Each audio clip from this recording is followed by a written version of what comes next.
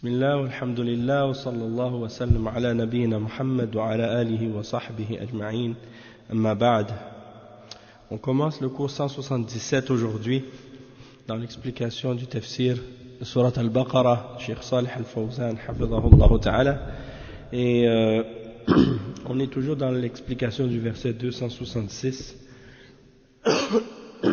267. Aujourd'hui c'était le verset 267. Hier c'était 267 à propos de la sadaqa.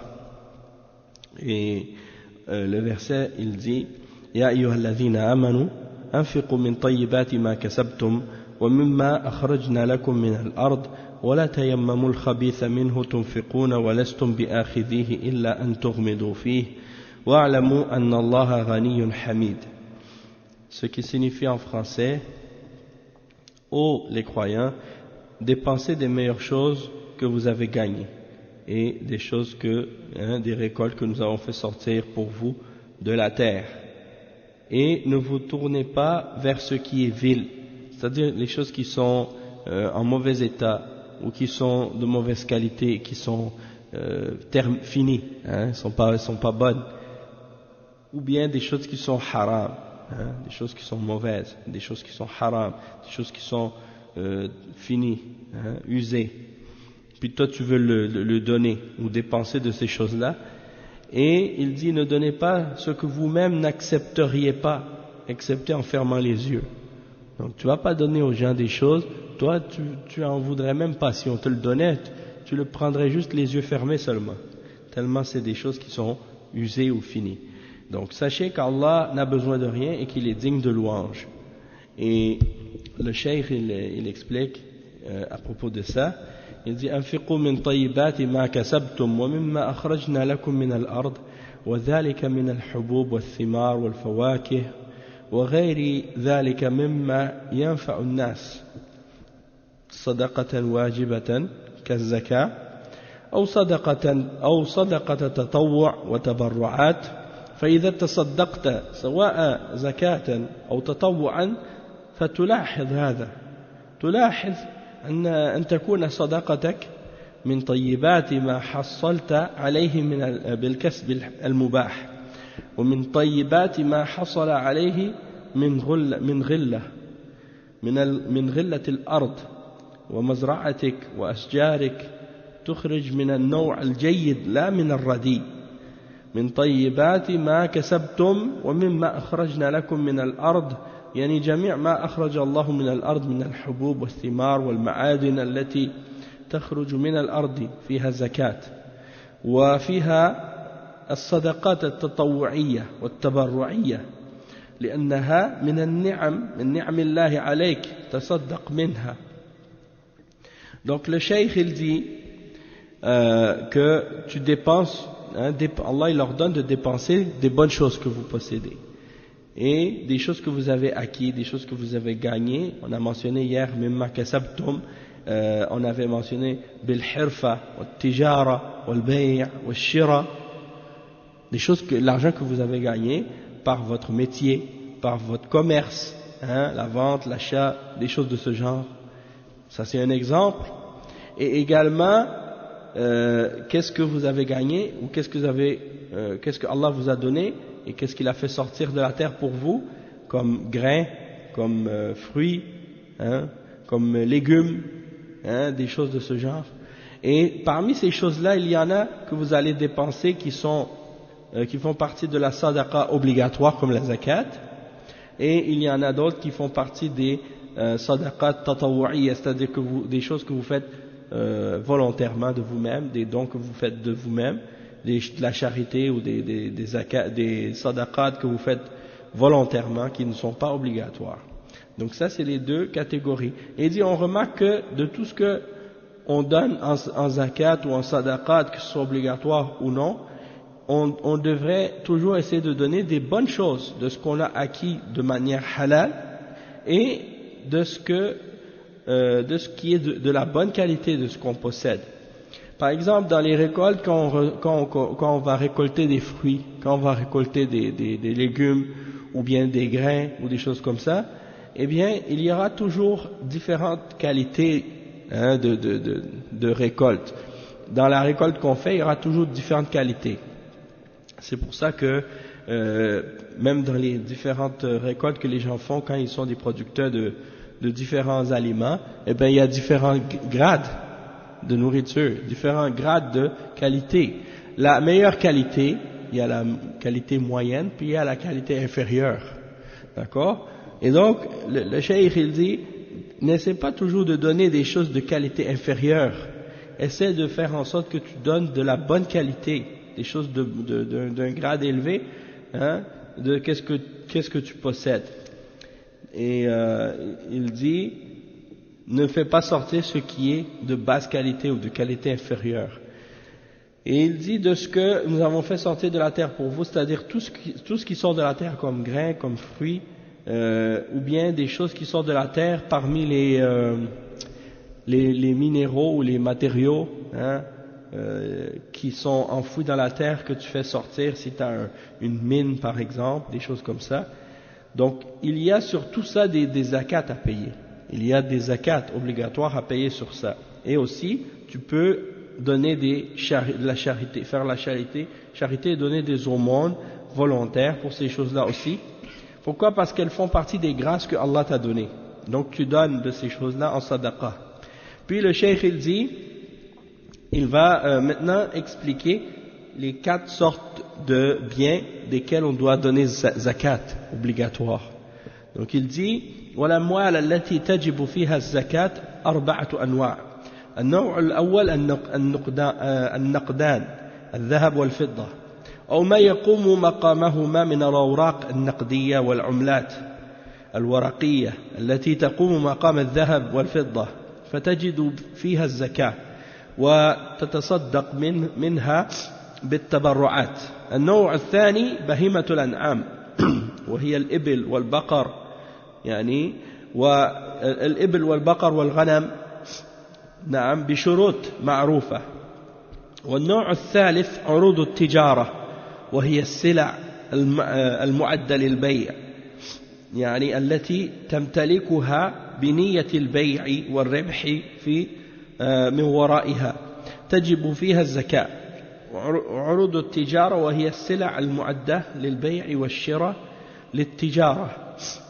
والنوع الرابع الخارج من الأرض كما في هذه الآية قوله من طيبات ما كسبتم يعني يشمل النقدان الذهب والفضة لأنهما من الخارج من الأرض يعني ويشمل عروض التجارة لأنها مما كسبتم ويشمل الخارج من الأرض مما أخرجنا لكم من الأرض. وفي الآية الأخرى كلوا من ثمره إذا أثمر وآتوا حقه يوم حصاده. وهذا في الحبوب والثمار يعني تدفع زكاتها عند الحصاد. نعم. Donc le cheikh il explique que les biens donc sont de 4 catégories pour ce qui est de la zakat, les choses pour les biens que tu possèdes et sur lesquels il y a une zakat obligatoire sont de 4 catégories.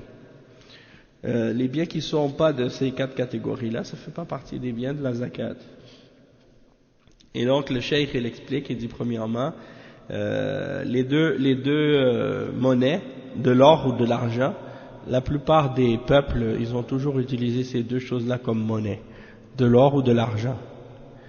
Et à l'époque, c'était des pièces d'or et des pièces d'argent qui étaient utilisées pour faire du commerce, pour vendre, pour acheter. On utilisait de l'or et de l'argent.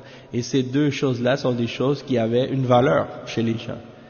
Parce que c'est des métaux plus rares, des métaux plus précieux, puis les gens les utilisaient, donc quand ils voulaient acheter des choses, ils prenaient des pièces d'or puis ils donnaient, ou des pièces d'argent ils donnaient.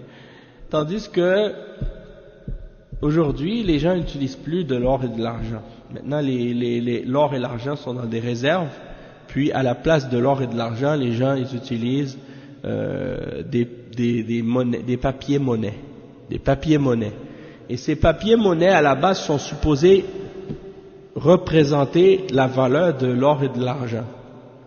même si aujourd'hui c'est plus vraiment relié directement à ça, mais il y a quand même une origine à ça, mais disons que maintenant ça a beaucoup évolué, ça a beaucoup changé, et donc ça c'est d'autres détails. En ce qui concerne donc la zakat sur l'argent et l'or, eh bien le cheikh il dit également tout ce qui est utilisé à la place de l'or et de l'argent, comme les papiers-monnaies et les différentes devises qui sont utilisées dans les différents pays. Ça prend la place de l'or et de l'argent, et on doit aussi payer la zakat sur ça. Et il dit, donc tu vas donner de la zakat sur l'or et l'argent, ou sur la monnaie, ou sur l'argent, les papiers-monnaies aussi, et tu fais aussi des sadaqat volontaires de cet argent-là aussi. La deuxième catégorie, c'est le bétail que tu possèdes.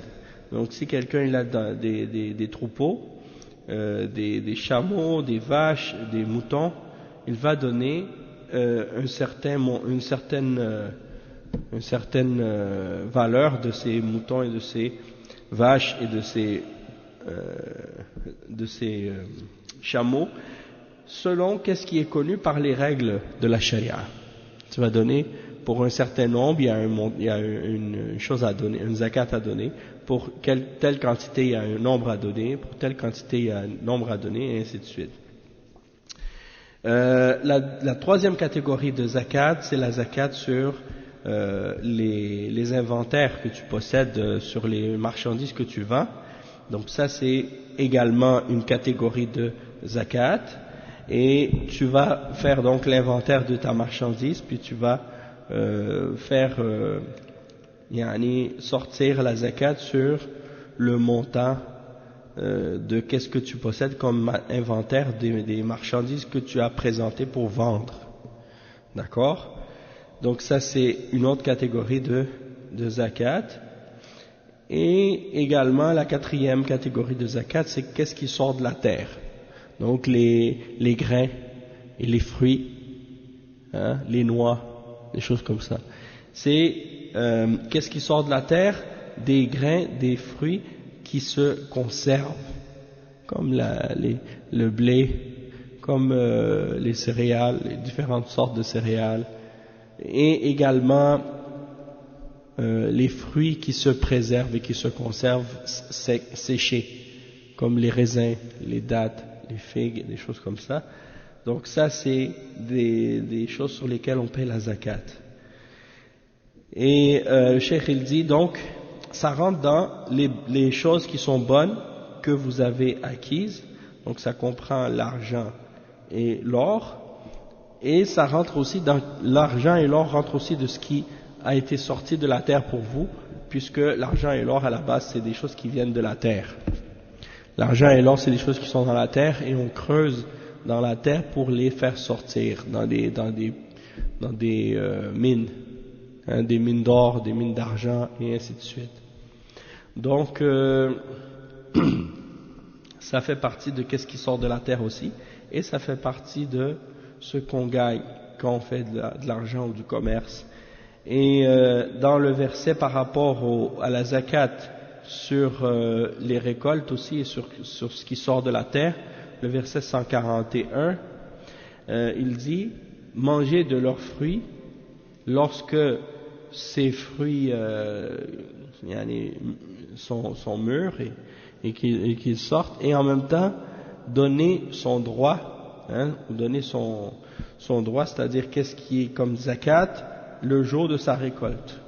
Donc le jour de la récolte, c'est là que tu dois faire sortir la zakat pour les fruits. Comme l'argent, on dit que il faut que ça fasse une année que tu la possèdes, tandis que le temps pour faire sortir zakat des fruits et des grains, c'est lorsque tu fais la récolte. C'est pas la même chose que pour l'argent. Et pour le bétail, donc chaque catégorie il a ses règles. Et le cheikh il dit وهذا في الحبوب والثمار عند دفع زكاة تدفع زكاتها عند الحصاد. Donc ces choses-là, les blés, les grains et les fruits, tu paies la zakat de ces choses-là le jour de la récolte.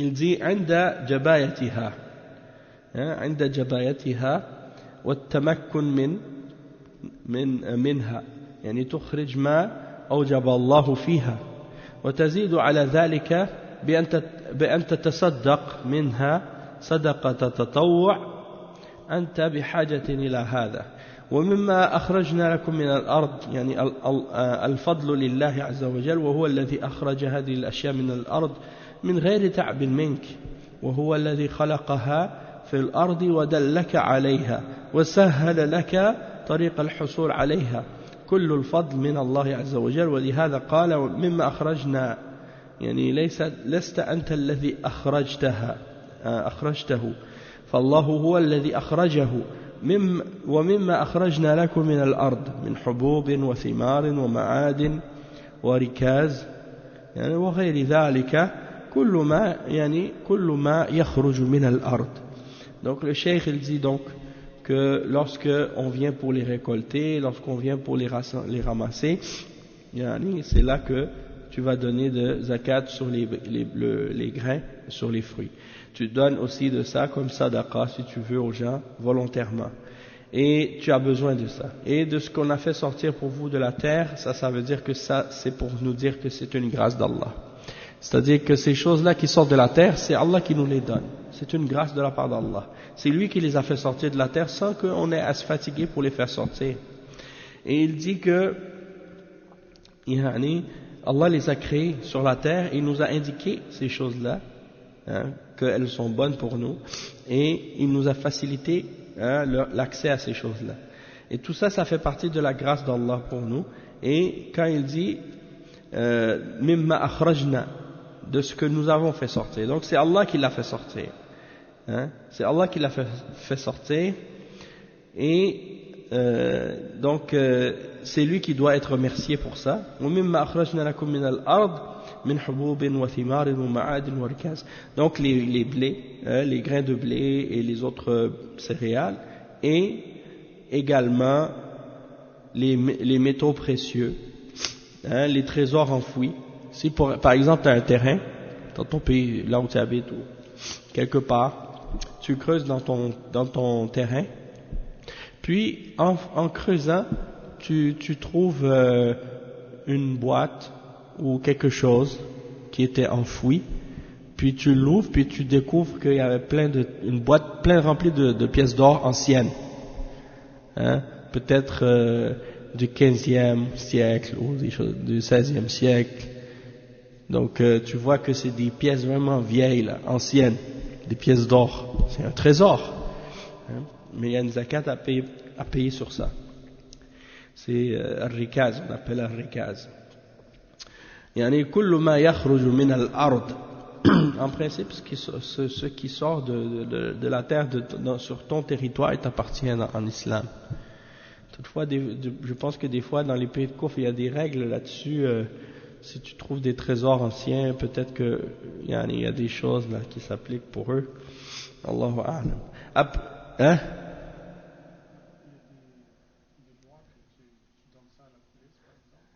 Ben en fait, je pense que c'est par rapport des fois c'est des choses historiques ou des patrimoines ou des choses comme ça, ça a une valeur historique aussi des fois.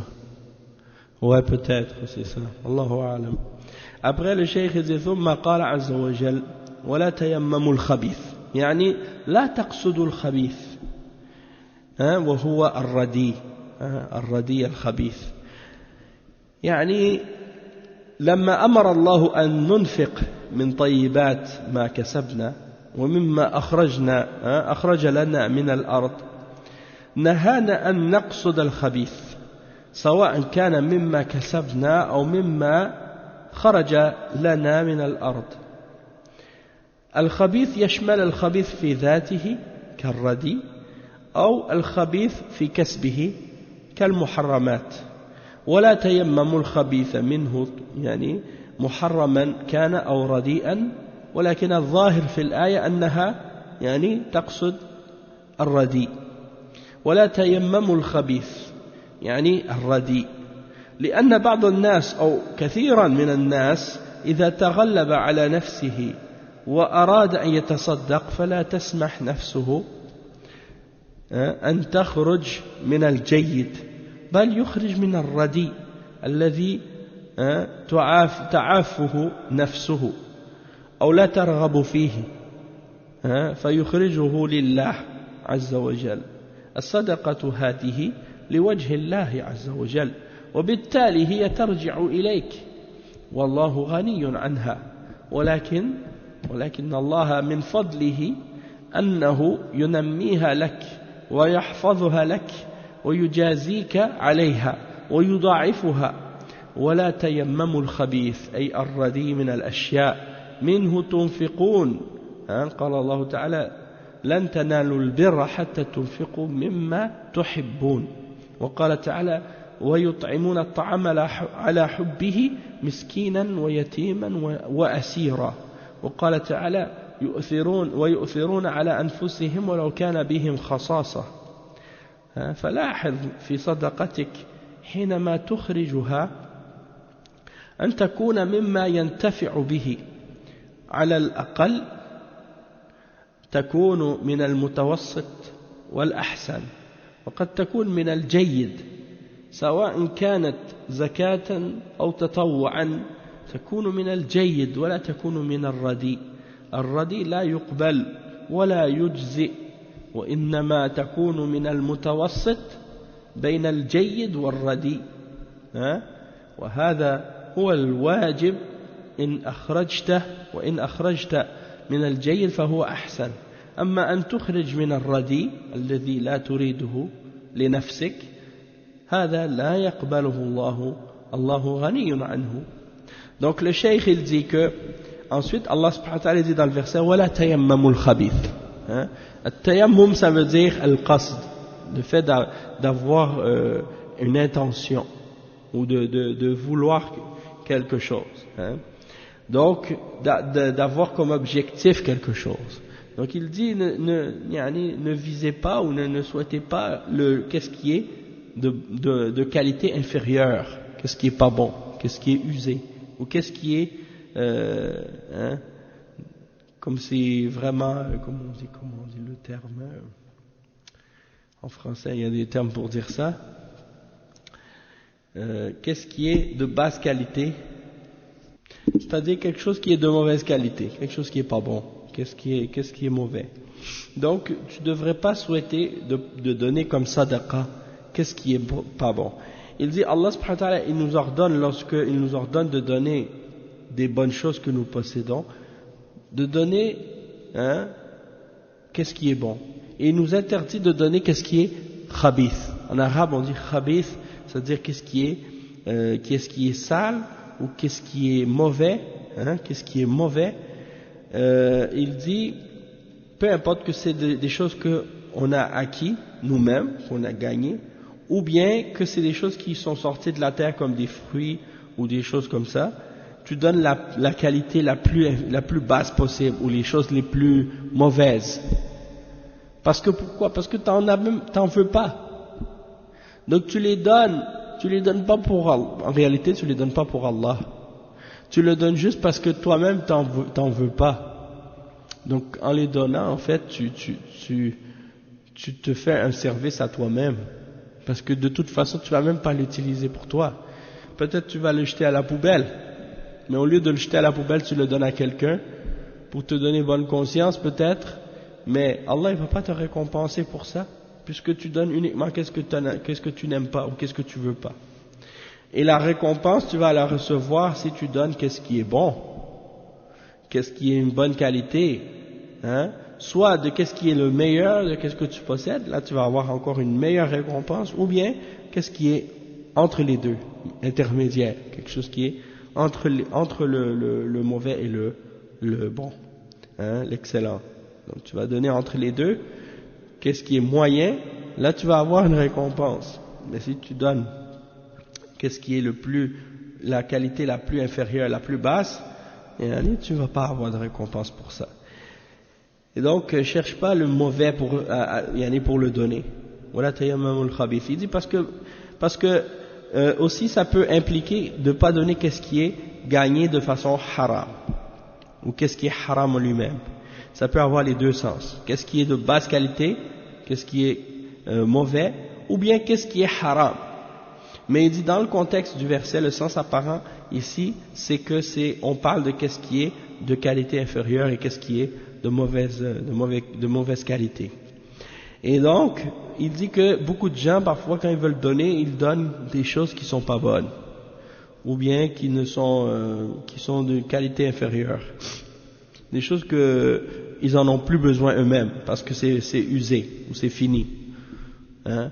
Et qu'est-ce qu'ils ne désirent pas pour eux-mêmes, ils le donnent. Et Allah, il le fait sortir, il le donne pour Allah, en sadaqa. Et donc ces choses-là, en principe, tu les donnes pour le visage d'Allah et pour plaire à Allah. En réalité, ces choses-là, ça te revient à toi. Pourquoi ça te revient à toi? Parce que qu'est-ce que tu donnes pour Allah? Eh bien, c'est comme si tu mettais quelque chose en banque pour toi auprès d'Allah, pour le recevoir au jour de la résurrection. Allah, il va te remettre ça en hasanat au jour de la résurrection. Donc, c'est comme si tu mettais des choses en banque avec Allah subhanahu wa ta'ala à ce moment-là. Et Allah subhanahu wa ta'ala, lui, il n'en a aucun besoin de ces choses-là. Qu'est-ce que tu donnes en sadaqa? Tu le donnes pour Allah, mais pas parce que Allah lui-même, il en veut ou qu'il en a besoin, non. C'est pour toi-même.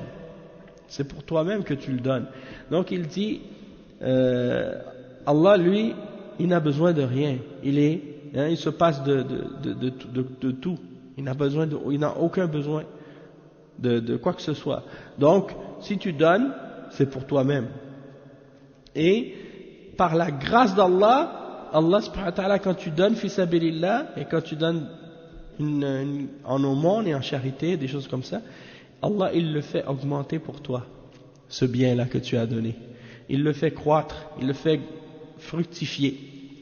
Et il le préserve pour toi. Et il te récompense pour ça. Et il multiplie la récompense. Donc, tu ne dois pas vouloir uniquement donner qu'est-ce qui est mauvais parmi les choses que tu possèdes. Et il donne d'autres versets dans le Coran qui donnent ce sens-là. Et parmi les versets qu'il a donnés, le verset 92 dans Surat Al-Imran, dans lequel Allah subhanahu wa ta'ala dit لَن تَنَالُوا الْبِرَّ حَتَّى تُنْفِقُوا مِمَّا تُحِبُّونَ.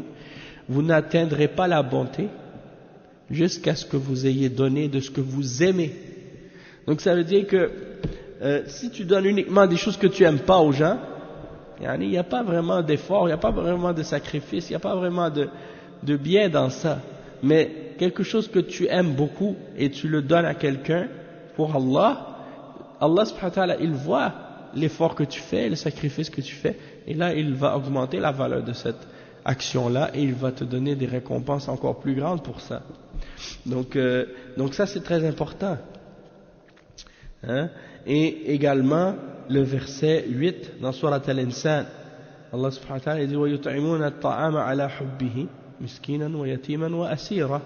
Donc il donne à manger par amour pour lui, par amour pour Allah, à des pauvres, à des orphelins, à des prisonniers.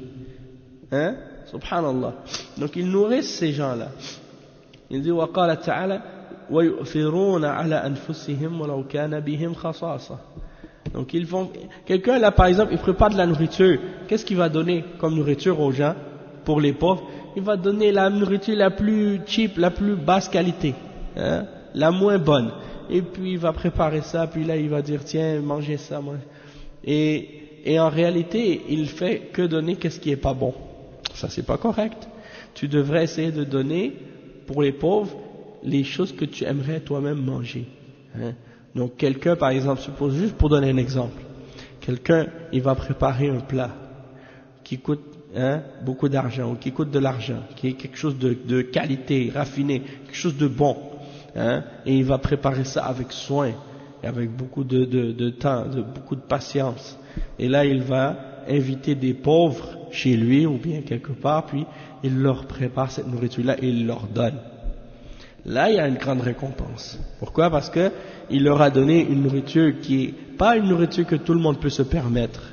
Une nourriture que ça coûte quand même une certaine somme d'argent, c'est pas tout le monde qui peut manger ça. Et il l'a préparé bien avec son cœur pour Allah. Hein?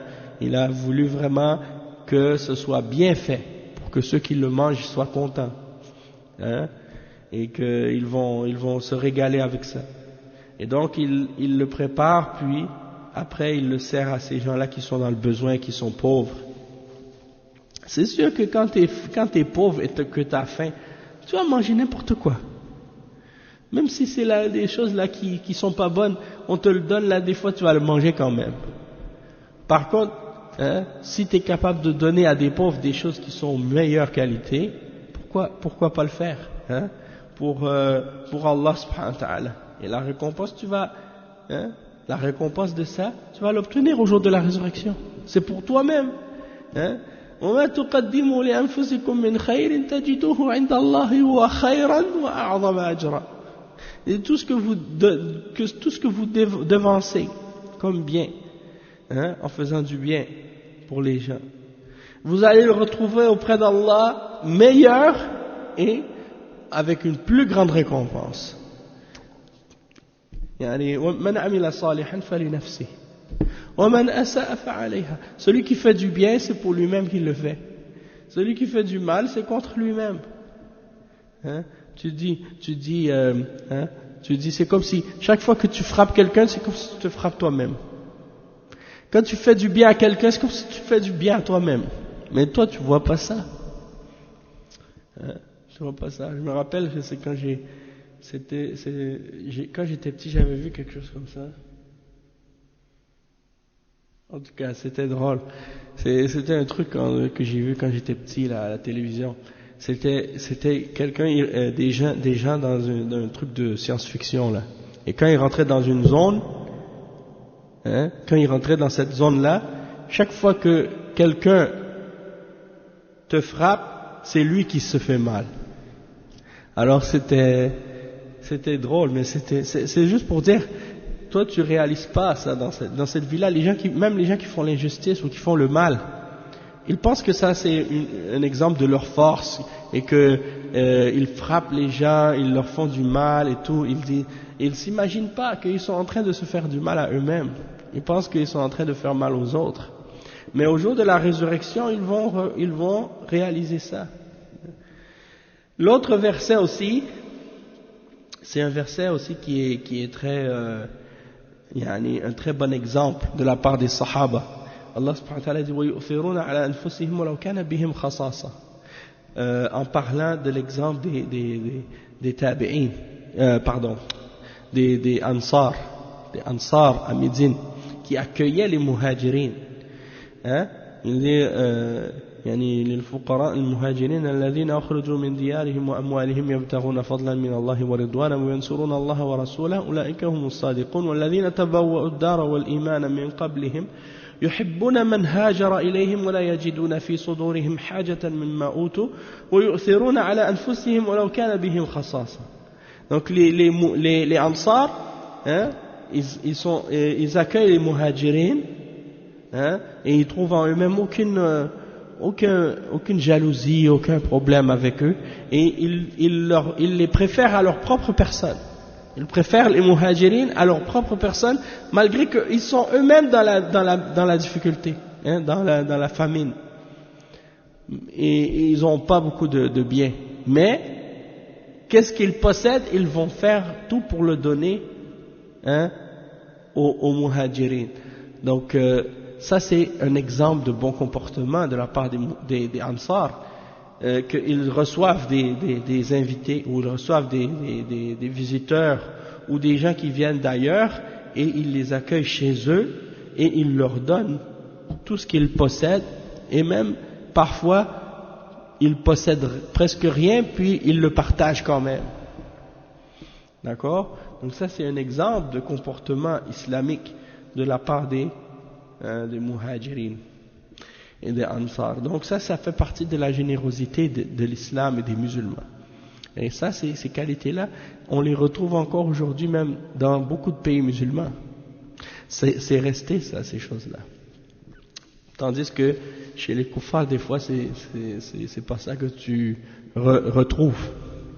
Moi, je me rappelle quand j'étais plus jeune, yani, subhanallah, on avait des voisins parmi les kuffars, yani.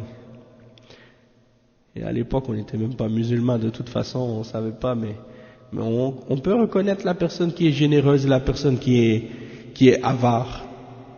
On allait à côté pour demander quelque chose, par exemple, les voisins. Toi, tu as un voisin à côté de chez toi qui a besoin de quelque chose, tu vas frapper à la porte. Est-ce que tu as un petit peu de ketchup? Est-ce que tu as un petit peu de mayonnaise? Ou est-ce que tu as du sel? Est-ce que tu as du sucre? Des choses comme ça, c'est normal. Et je me rappelle, des fois, par exemple, quand j'allais jouer, par exemple, à côté avec le fils de la voisine, et que il servait à manger, servait à manger pour l'heure du repas, et habituellement, les gens, ils t'invitent à venir manger, Ils te disent, viens manger avec nous, tu vas rester pour souper, des choses comme ça. Non. Ces voisins-là, eux, ils disaient, je suis désolé, je t'en aurais bien offert, mais c'est calculé pour mon mois la quantité, donc on peut pas vous en donner. Et là, eux, ils mangeaient leur nourriture, et puis nous, on les regardait, moi je le regardais comme ça. Donc c'est pour dire, tu dis, subhanallah, ça c'est des choses que tu n'aurais jamais vues dans d'autres pays ou dans d'autres mentalités, jamais. Tu vas aller chez quelqu'un et que eux ils vont manger puis ils vont te voir là, ils vont pas t'offrir, impossible. Oui, c'est ça. Eux ils mangent pas, ils te donnent, comme les sahaba, c'est ce qu'ils faisaient. Eux-mêmes, ils n'avaient rien. Ils donnaient aux Sahaba, puis ils leur faisaient croire, les Ansar, ils donnaient aux Muhajirin, et même, il y a un exemple, même il y a un hadith comme ça, que eux-mêmes, ils mangeaient rien, ils faisaient croire qu'ils avaient pour eux-mêmes, puis ils donnaient, aux Muhajirin, et pourtant, les Muhajirin, ils n'avaient rien. Et il y a un hadith comme ça, je ne me rappelle plus. Mais je sais qu'il y a une histoire comme ça qui est rapportée. Si je la retrouve, je vais vous la mentionner la prochaine fois, Inch'Allah. Oui, non, mais je ne pense pas de cet exemple. Il y a un exemple où les gens, ils avaient préparé à manger. Je pense qu'ils avaient fait bouillir de l'eau. Ils avaient mis des roches dedans. Et ils faisaient croire qu'ils avaient préparé pour eux-mêmes. En réalité, qu'est-ce qu'ils avaient donné au messager d'Allah, sallallahu alayhi wa sallam? C'est tout ce qu'ils avaient. Eux, il leur restait rien. Mais, il avait, en tout cas, puis finalement, après, le prophète sallallahu alayhi wa sallam a su qu'ils avaient fait ça. Mais je vais trouver le hadith, Inch'Allah. Alors, le cheikh, il dit ensuite, donc, il dit ce qui signifie, donc, remarque que dans ta sadaqa, lorsque tu l'as fait sortir, ta sadaqa, ton aumône ou ta charité, c'est toi qui vas en profiter. Et donc, au moins, essaie de donner de ce qui est entre le bon et la basse qualité. Qu'est-ce qui est intermédiaire? Pas la qualité moyenne. Tu ne vas pas donner qu'est-ce qui est le plus mauvais ou la qualité la plus inférieure. Et même si c'est des choses, que ce soit des choses, des zakats obligatoires ou bien des charités, l'aumône volontaire, tu donnes qu'est-ce qui est bon, ça c'est encore mieux, mais sinon tu donnes qu'est-ce qui est entre les deux, intermédiaire. Non, ça c'est bien. Et il dit amma an tukhrij ar-radi, de faire sortir qu'est-ce que toi tu n'aimes pas ou tu voudrais même pas pour toi-même, eh ben Allah il ne va pas l'accepter ça. Parce que Allah subhanahu wa ta'ala, il n'a aucun besoin, il n'a pas besoin de quoi que ce soit. Il dit ولا تيمموا الخبيث أي تقصدوه أو تقصدوه.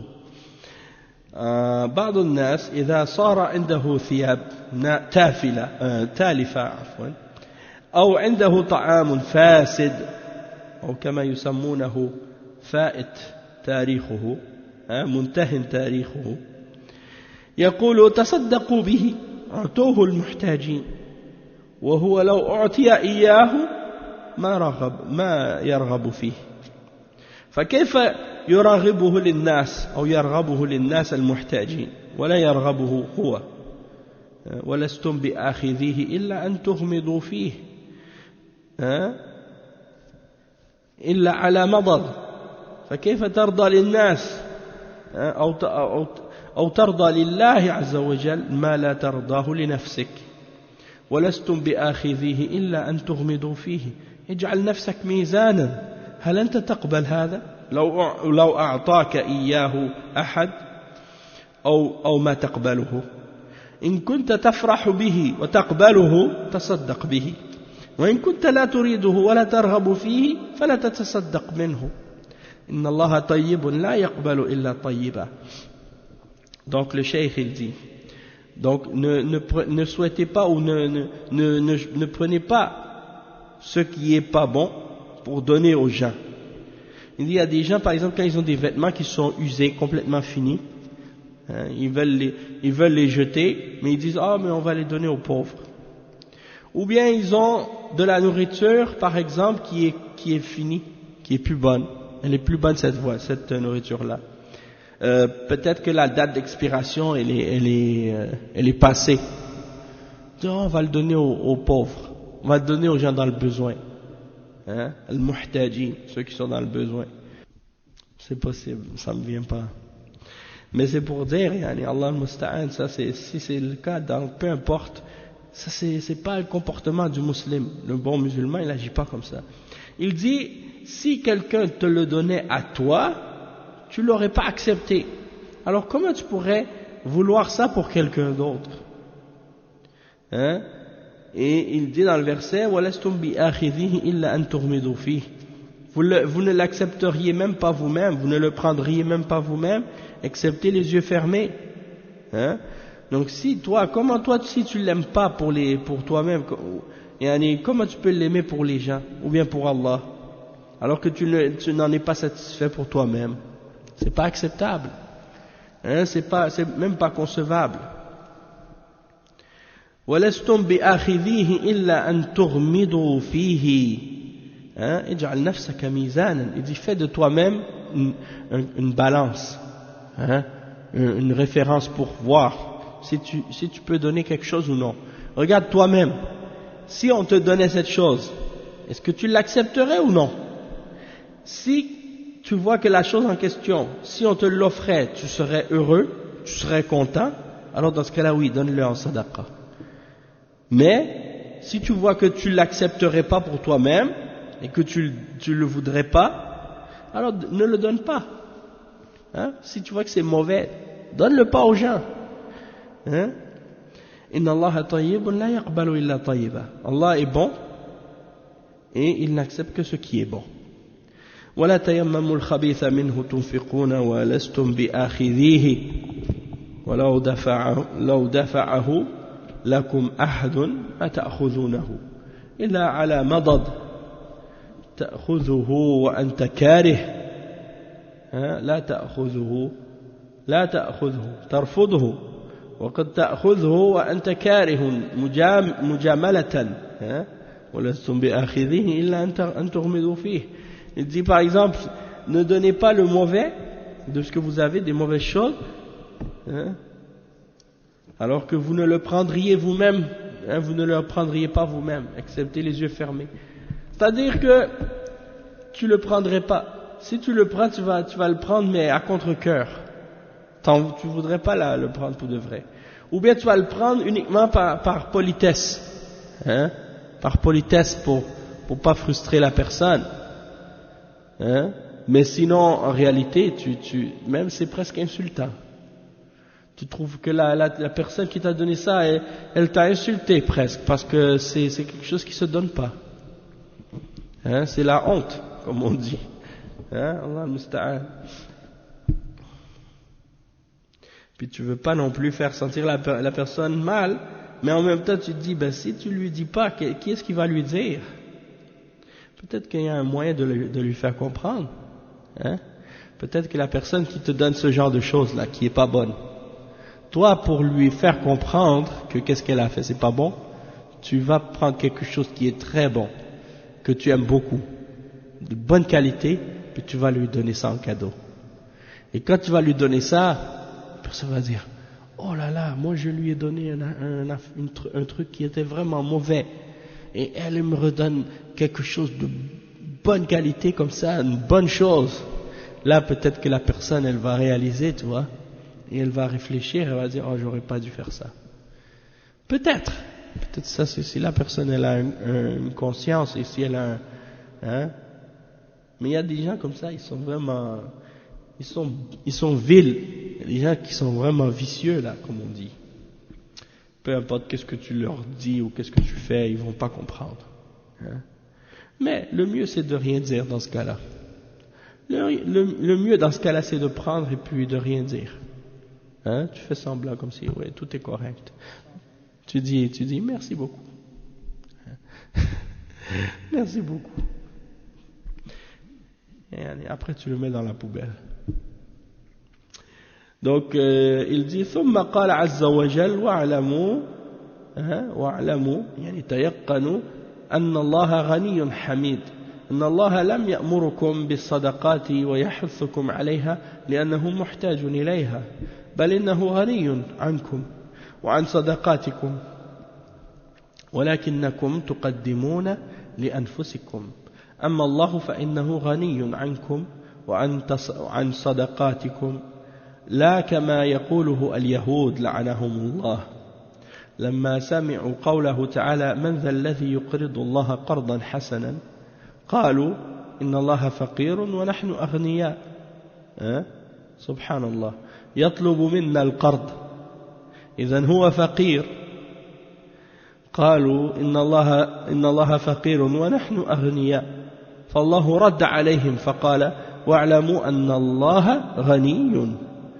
ما هو فقير له خزائن السماوات والأرض والذي بأيديكم هذا منه سبحانه وتعالى وأنفقوا مما رزقناكم فهو من الله ولكنه أراد منكم رحمة بكم أن تقدموا لأنفسكم وما تقدموا لأنفسكم من خير تجدوه عند الله هو خيرا وأعظم أجرا فلا تظن أن الله إذا حثك على الصدقة أو قال أقرض الله أن الله محتاج وأنه عاجز عن أن يعطي الفقراء ولكن هذا امتحان وابتلاء ولهذا يقول الكفار لما سمعوا الأمر بالصدقة قالوا أنطعم من لو يشاء الله أطعمه هذه مثل ما قالت اليهود.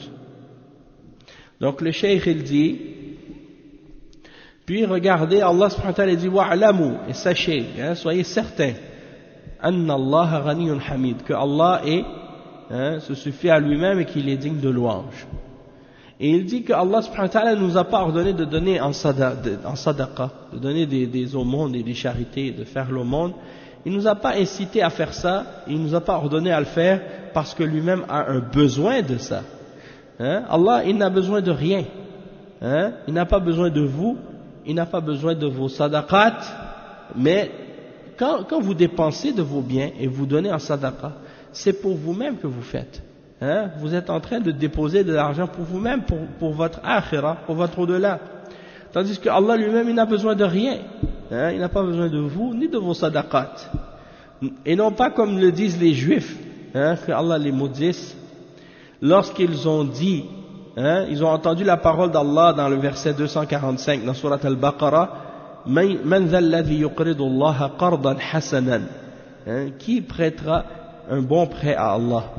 Qui est celui qui va emprunter, ou plutôt prêter à Allah un bon prêt, qui va faire à Allah un bon prêt? Alors quand ils ont entendu ça, ils ont voulu se moquer. Qu'est-ce qu'ils ont dit? Ils ont dit Allah est pauvre et nous sommes riches. Il a besoin d'un prêt, il nous demande de lui faire un prêt, donc il est pauvre. A'udhu billah. Et qu'est-ce que Allah subhanahu wa ta'ala leur a répondu? Il les a réfutés en disant wa'alamu anna Allah ghaniyun. Sachez que Allah il n'a besoin de rien, il est riche. Qalu inna Allah faqirun wa nahnu aghniya. Verset 181 dans Surat Al-Imran. Allah subhanahu wa ta'ala leur a répondu en leur disant qu'il est le riche, il est celui qui n'a besoin de rien.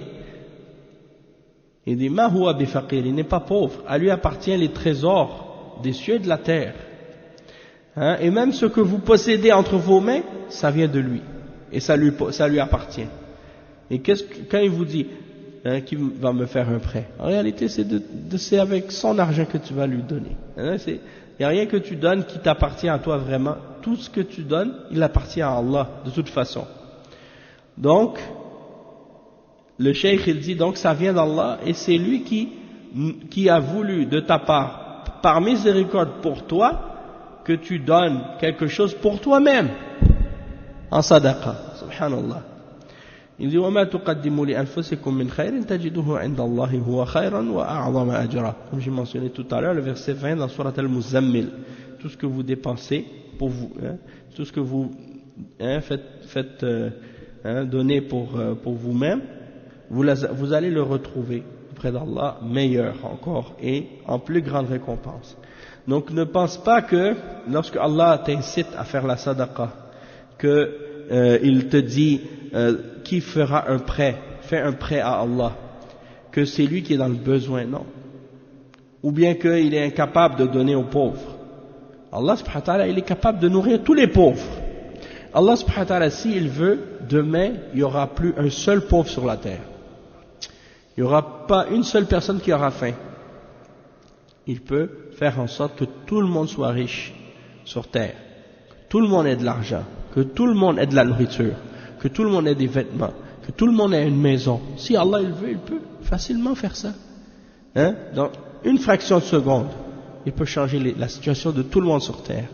Il peut faire en sorte que la terre entière soit comme un jardin, avec des fruits et des ruisseaux, et que le climat sur la terre partout, ça va être partout le même.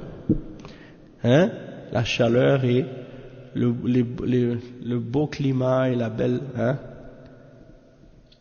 pas de désert. Le désert, il peut le faire devenir un jardin, s'il veut. Le pôle Nord, il peut le faire devenir comme les tropiques. Par la permission d'Allah, il est capable de faire ça. Mais il a voulu qu'il y ait des riches et qu'il y ait des pauvres. Et il a voulu que les pauvres soient là. Et qu'on donne aux pauvres. Il nous a ordonné de donner aux pauvres. C'est pas parce que lui, il est incapable de le faire. C'est parce qu'il a voulu nous mettre à l'épreuve et nous tester dans nos biens. Et c'est pour ça que les kuffars, lorsqu'ils ont entendu que Allah il nous ordonne de donner en sadaqa, de donner aux pauvres, eux ils ont dit, est-ce que nous on va nourrir celui que si Allah aurait voulu, il les aurait nourris? Si Allah aurait voulu, il les aurait nourris, pourquoi nous on va les nourrir? C'est ça ce qu'ils ont dit les kuffars. C'est ça qu'ils disent encore aujourd'hui. Ils disent, si Dieu existe, pourquoi il y a des pauvres? C'est parce qu'ils ne connaissent pas. Ils ne savent pas pourquoi Allah a créé les hommes. Ils ne savent même pas pourquoi ils vivent. Donc c'est normal qu'ils disent des bêtises pareilles. C'est normal qu'ils posent ce genre de questions stupides. Parce qu'ils ne savent même pas eux-mêmes pourquoi ils existent. Et c'est quoi le but de l'existence des hommes sur Terre? Ils disent, mais si Dieu existe, pourquoi il y a des guerres? Pourquoi il y a des pauvres? Pourquoi il y a ci? Pourquoi il y a ça? Mais tout ça c'est une épreuve, c'est un test. Et au jour de la résurrection, ils vont comprendre. Mais il sera trop tard, Allah al-Musta'an. Et donc, ça ressemble cette parole, là, quand ils disent, est-ce que nous on va nourrir celui que Allah aurait pu nourrir s'il l'aurait voulu? Ça ressemble à la parole des Juifs, quand ils ont dit que Allah est pauvre. Et donc, فهم يفهمون أن الله غني ولكن يتعنتون في هذا الكلام ويسخرون بهذا الكلام وإلا هم يعرفون أن الله غني وله ما في السماوات وما في الأرض سبحانه وتعالى وهو قادر على أن يعطي الفقراء ويغنيهم ولكنه ابتلاك أنت بالفقراء هل يرخص عليك مالك يرخص عليك مالك وتعطيهم أو تقدم حب المال وتحرم الفقراء والمحتاجين هذا ابتلاء وامتحان لك إنما أموالكم وأولادكم فتنة والله عنده أجر عظيم ومن يوق شح نفسه فأولئك هم المفلحون واعلموا أن الله سبحانه وتعالى غني عنكم وعن صدقاتكم وأنه لو شاء لأغنى الناس جميعا ولكن حكمته اقتضت أن يكون في الناس فقير وأن يكون فيهم غني ليبلو بعضهم ببعض ويمتحن بعضهم ببعض وتظهر حكمة الله سبحانه وتعالى في من يقدم محبة الله على محبة المال ويقدم محبة المال على محبة الله يظهر هذا وهذا من حكمة الله سبحانه وتعالى.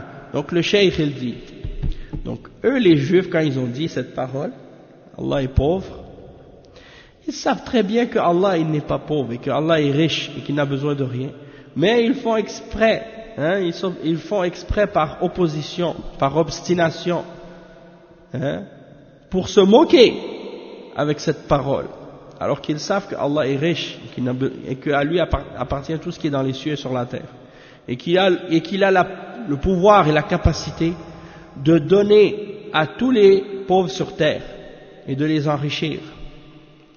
Mais il a fait qu'il y ait des pauvres pour t'éprouver toi, par les pauvres et par les gens dans le besoin.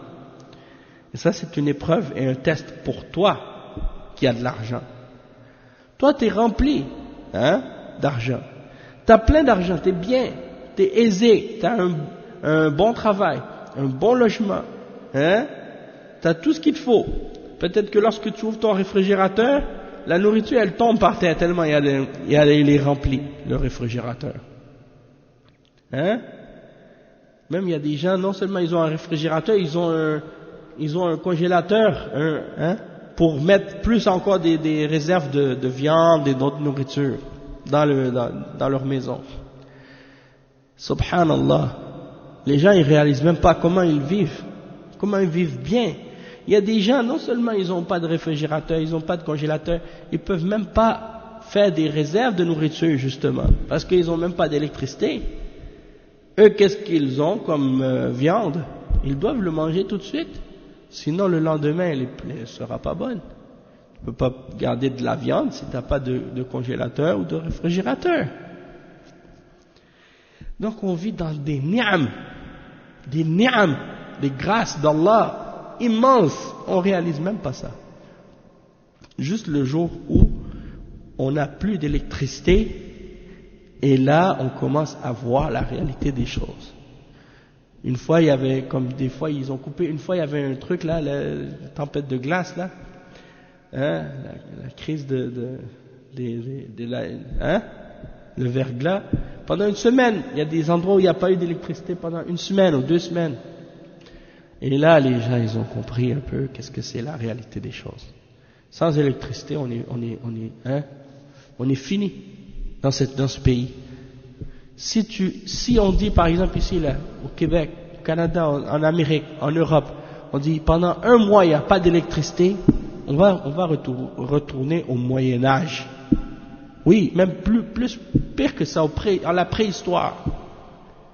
Les gens, ils sauront même plus comment aller aux toilettes. Mais bon, les gens, ils sont habitués de vivre d'une certaine façon, tu vois. Et ils ont pris l'habitude de vivre dans le confort et ils ne le réalisent pas. On est dans le coton, comme on dit. On est dans le coton. On réalise même pas la réalité des choses. Il n'y a pas de problème, Akhi. T'as pas besoin de me dire, c'est pas grave.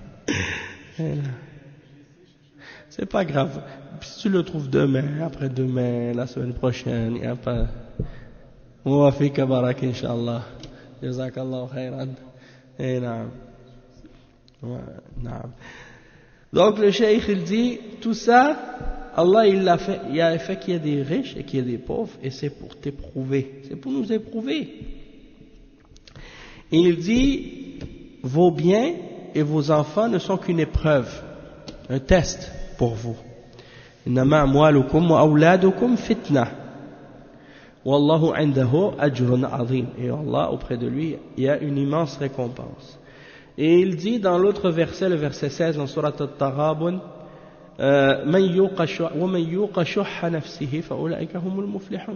ceux qui ont été capables de préserver leur âme contre la cupidité, l'avidité, hein, ceux-là sont les gens qui ont le succès. Donc sachez que Allah subhanahu wa ta'ala, il est riche, hein, et qu'il n'a besoin de rien de vous, ni de vos sadaqat. Et que s'il voulait, il aurait donné la richesse à tous les hommes sur terre. Mais pour sa sagesse, il a voulu qu'il y ait des pauvres et il a voulu qu'il y ait des riches pour les éprouver les uns par les autres. Il éprouve les pauvres par les riches et il éprouve les riches par les pauvres.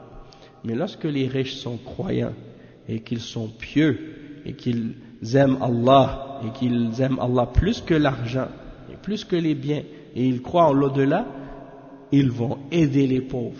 Ils vont s'asseoir avec eux comme si c'était leur propre frère, hein, si c'était leur propre famille.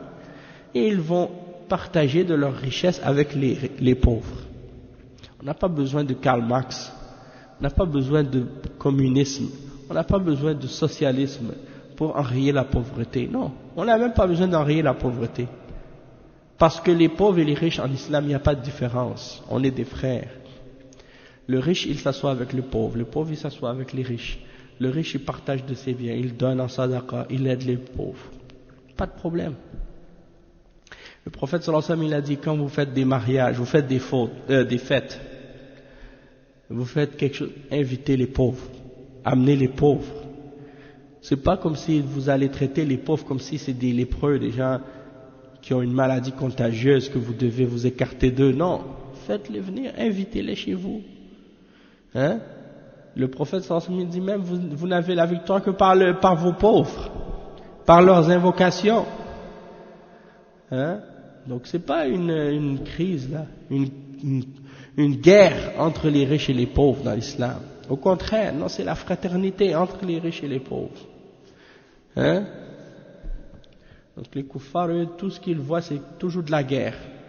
Hein? Toujours des oppositions, des contradictions. Les hommes contre les femmes. Hein? Les riches contre les pauvres. Les noirs contre les blancs. Hein? Tout le monde, toujours des conflits à l'intérieur de la société.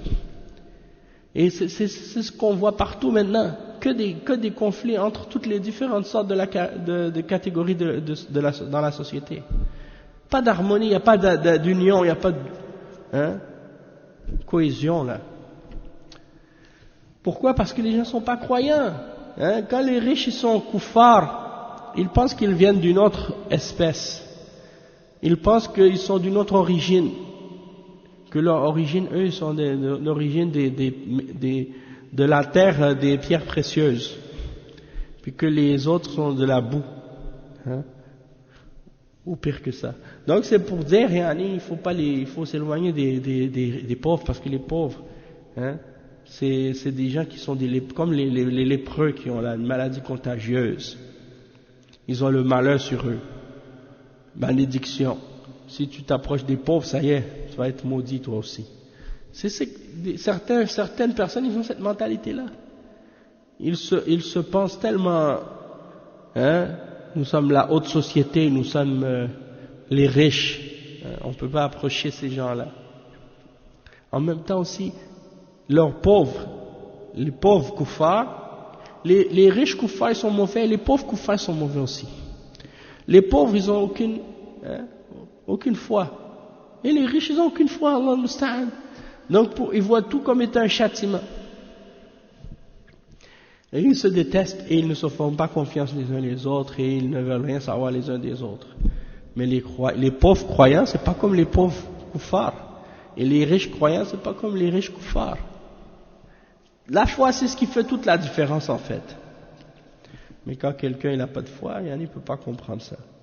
Et le cheikh, il dit, c'est là qu'on voit la sagesse d'Allah, pourquoi il a voulu que ces choses-là soient comme ça. Et donc celui qui va donner l'amour, il va mettre l'amour d'Allah au devant de son amour pour l'argent, eh bien lui il va agir avec générosité et il va aider les pauvres. Celui qui met l'amour de l'argent au-devant de l'amour d'Allah, et là on va voir tout de suite, ça va apparaître la réalité. Ça fait partie de la sagesse d'Allah.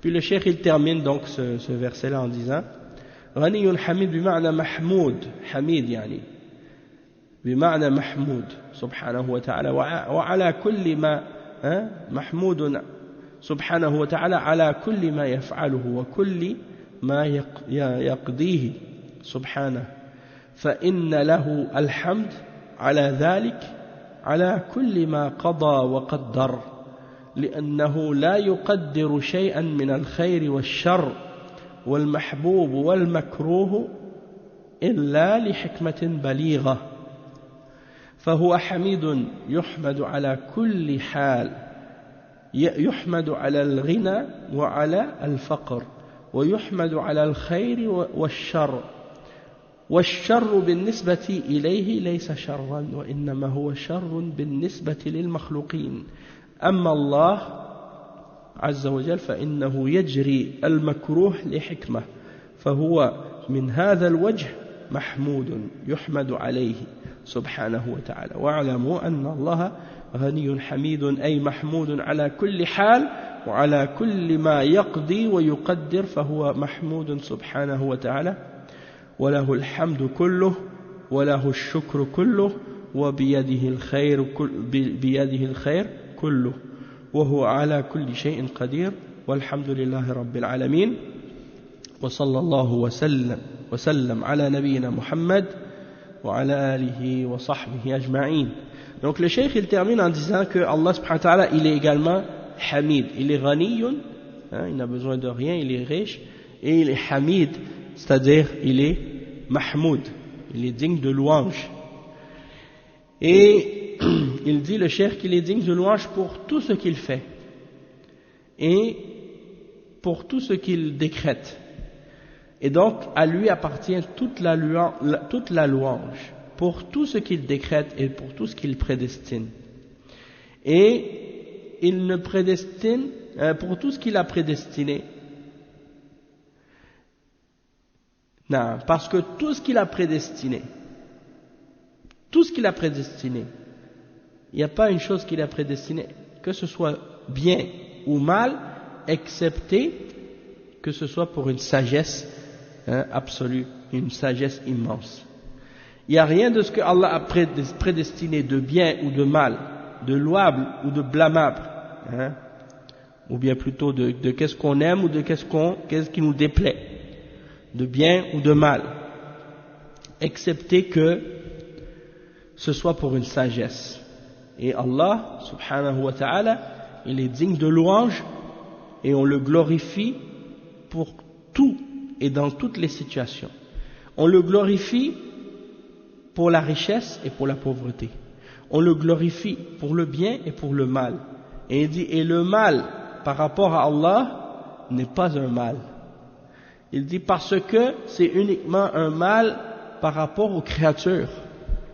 Mais pour Allah, ce n'est pas un mal. Pourquoi? Parce que le mal qu'il fait se produire sur terre, c'est pour une sagesse qui est bonne. Alors, même le mal, il est bien. Le mal que Allah fait, c'est pour un bien, c'est pas pour un mal. Il fait pas du mal pour un mal. Allah subhanahu wa ta'ala, il n'a pas décrété ou prédestiné un mal pour le mal, non. Il a prédestiné des choses qui sont dans le mal uniquement pour un bien. Par exemple, il y a des choses qui se produisent qui sont mal. Les tremblements de terre, les tornades, les ouragans, les tsunamis, les volcans qui tuent des gens. Tu vas dire, ah, ça c'est mal. C'est mal par rapport aux êtres humains. Quand on regarde ça, oui. Mais il y a une sagesse derrière. Peut-être que nous on arrive à la comprendre, peut-être qu'on n'arrive pas à la comprendre. Il y a le shirk, il y a le kufr, il y a les péchés, il y a le meurtre, il y a toutes sortes de choses qui se passent comme ça, des accidents, des malheurs. Tu dis ça c'est mal, mais il y a une sagesse là-dedans. Il y a une sagesse là-dedans. Allah subhanahu wa ta'ala, il fait ça, il a prédestiné ces choses-là pour un bien. Peut-être qu'on arrive à comprendre la sagesse, peut-être qu'on n'arrive pas à la comprendre. Mais il faut savoir qu'il y a toujours une sagesse bénéfique derrière.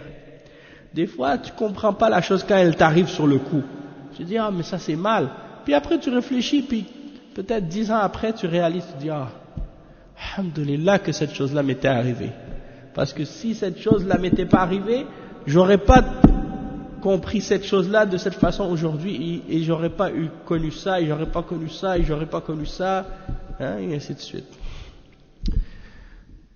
Donc tu dis, à combien d'années tu disais, il y a quelqu'un par exemple, je sais pas moi, quelqu'un qui voulait faire partie d'une équipe de sport ou avoir un contrat dans telle compagnie ou faire entrer dans telle université ou des choses comme ça. Puis il n'a pas réussi, il a échoué là-dedans. Puis là il réalise des années plus tard, il pense à tout ce qui est arrivé par la suite, par conséquence de ça, puis il réalise que subhanallah, que des bonnes choses qui lui sont arrivées en retour par la suite. Il dit alhamdulillah, hein? Dis toujours alhamdulillah de toute façon, parce que tu sais pas le bien où est-ce qu'il est pour toi. Et Allah subhanahu wa ta'ala, des fois il te donne pas quelque chose, c'est pour ton bien. Et toi tu penses que c'est pour un mal, mais non, tu sais pas. Donc le cheikh il dit, et sachez donc que Allah, il n'a besoin de rien et il est digne de louange dans toutes les situations, dans tout ce qu'il décrète, hein, à lui appartient toute la louange et à lui appartient tout le remerciement et la reconnaissance. C'est entre ses mains que le bien entier est, et il a le pouvoir sur toutes choses. Et louange à Allah, le Seigneur des mondes, et paix et bénédiction sur notre prophète Muhammad sallallahu alayhi wa sallam, sur sa famille et sur tous ses compagnons. On va s'arrêter ici pour aujourd'hui et on continuera demain la fin de la suite de ce tafsir pour les versets suivants. Et les versets suivants qu'on va expliquer, c'est les versets de 276 à 281. 276 à 281, Inch'Allah. سبحانك اللهم وبحمدك أشهد أن لا إله إلا أنت أستغفرك وأتوب إليك وصلى الله وسلم على نبينا محمد وعلى آله وصحبه أجمعين. Donc c'est les versets qui parlent du riba et de la gravité de ce péché-là. Donc ça on va en parler dans l'explication des versets suivants, Inch'Allah. Puis le dernier verset, je pense qui est expliqué, c'est l'avant-dernier verset, après c'est le verset de la dette. C'est le plus gros verset dans le Coran. Il fait une page entière, c'est un seul verset, il fait une page entière dans le Mushaf al-Madani. Puis le dernier verset qui est expliqué, c'est les derniers versets dans Surat al-Baqarah, verset 286. Donc il ne reste pas beaucoup, on a pratiquement terminé. Inch'Allah.